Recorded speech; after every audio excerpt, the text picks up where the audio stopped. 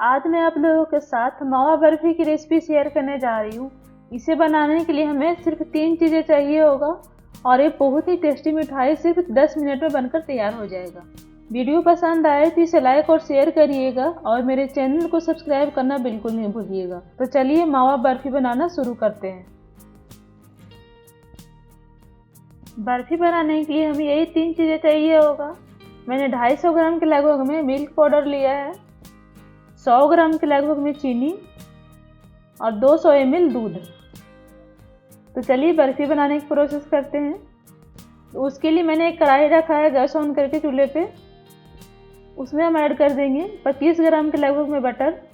Butter की जगह पर आप घी का भी इस्तेमाल कर सकते हैं और यदि आप बटर का इस्तेमाल कर रहे हैं तो प्लेन बटर का इस्तेमाल करें। तो बटर को मेल्ट होने देते हैं। बटर हमारा मेल्ट हो गया है।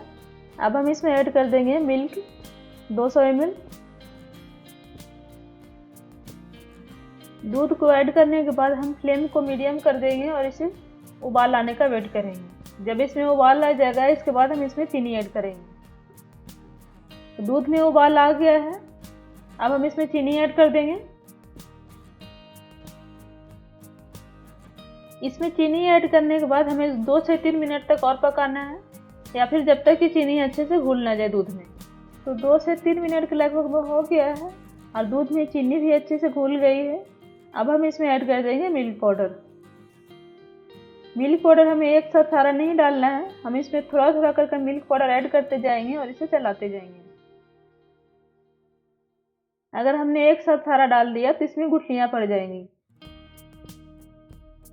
तो थोड़ा थोड़ा इसमें ऐड करते जाएं और इसी तरह से इसे चलाते जाएं।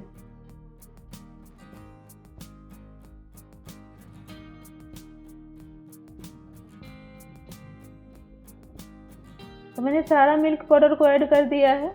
अब हम फ्लेम को लो कर देंगे और इसे इसी तरह चलाते हुए 3 से 4 मिनट तक पकाएंगे। तो 2 मिनट के लगभग में हो गया है। दूध हमारा गाढ़ा होना शुरू हो गया है। मिल्क पाउडर बिल्कुल ठीक हो गया है। हमें इसे छोड़ना नहीं है। यदि इस स्टेज पर हमने छोड़ दिया तो ये जल जाएगा, कढ़ाई के तल में चिपक जाएगा। आप देख सकते हैं 3 से 4 मिनट के बाद दूध हमारा बहुत ज़्यादा गाढ़ा हो गया है। इसे हम इसी तरह से चलाते हुए 2 से 3 मिनट तक और पकाएंगे। ये बिल्कुल डो की तरह बन जाएगा। फ्लेम को हमें मीडियम टू लो रखना है, हाई नहीं करना बिल्कुल भी। 2 से 3 मिनट के लगभग में हो गया है। आप देख सकते हैं मिल्क पाउडर हमारा बिल्कुल डो की तरह बन गया है, बिल्कुल जम गया है और दानेदार भी बन गया है। तब अब हम गैस बंद कर देंगे। ये मिक्सर हमारा बर्फी बनने के लिए तैयार है। बर्फी को जमाने के लिए मैंने केक टिन का इस्तेमाल किया है। अब हम इसके चारों तरफ घी या बटर को अच्छे से लगा देंगे ताकि बर्फी आसानी से निकल सके, इजीली निकल जाएगा इसे लगाने के बाद। तो अब इसी तरह का कोई भी चौकोर शेप का बर्तन ले सकते हैं। तो मैंने इसके चारों तरफ अच्छे से घी लगा दिया है ब्रश से। अब हम इसमें बर्फी का मिक्सर डालेंगे। मिक्सर हमें पूरा नहीं डालना है, हाफ डालेंगे पहले। तो आधा मिक्सर को मैंने इसमें डाल दिया है और हम इसके चारों तरफ से इस तरह से फैला देंगे।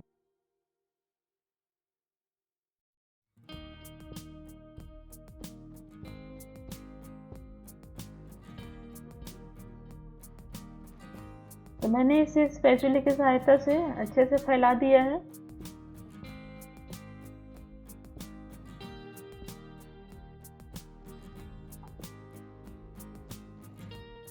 अब हम जो आधा बर्फी का मिक्सर हमने बचाया था उसमें हम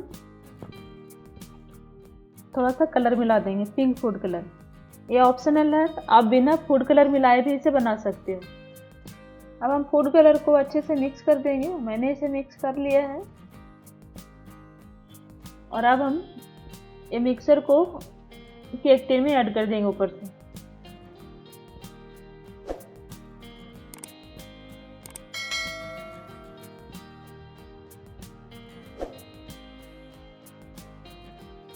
इसे ही फैला देंगे चारों तरफ से अच्छे से।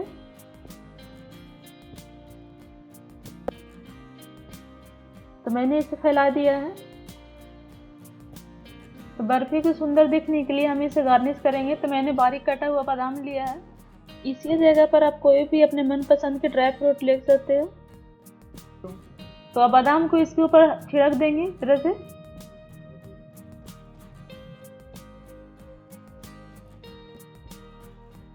और इसके बाद इसे हल्का हल्का सा प्रेस कर देंगे। इससे ड्राई फ्रूट्स हमारा बर्फी में अच्छे से सेट हो जाएगा।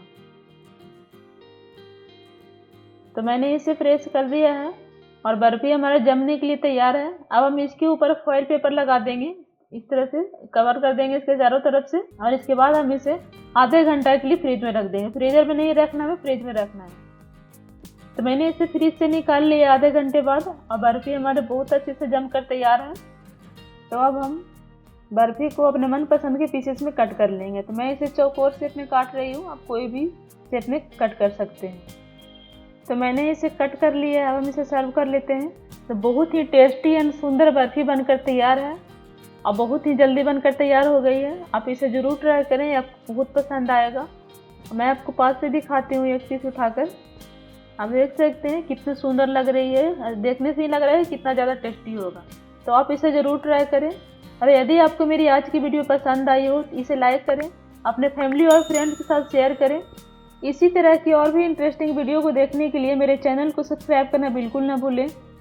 Thanks for watching. एक बार फिर मिलते हैं एक नई रेसिपी के साथ एक नई वीडियो में।